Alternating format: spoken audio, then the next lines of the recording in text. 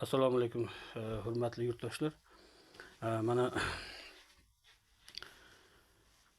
O'zbekiston fuqarolik pasportini olgan har bitta fuqaro millatidan qat'iy nazar o'zbek millatini safiga kirgani hisoblanadi. O'zbek millatining ro'yxatiga kirgani hisoblanadi va O'zbekiston himoyasida hisoblanadi. Mana shuning uchun o'zbek millatini hurmat qilishi shart bo'ladi.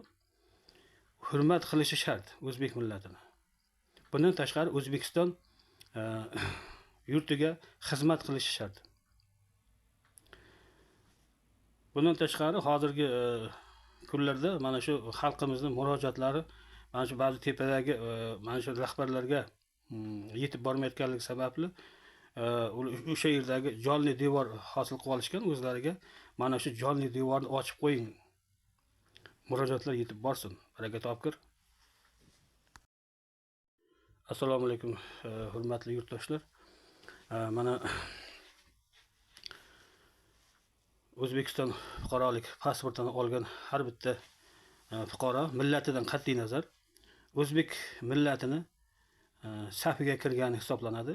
O'zbek millatining ro'yxatiga kirgan hisoblanadi va O'zbekiston himoyasida hisoblanadi. Mana shuning uchun o'zbek millatini hurmat qilishi shart bo'ladi. Hurmat qilishi shart o'zbek millatini. Bundan tashqari O'zbekiston yurtiga xizmat qilishi shart.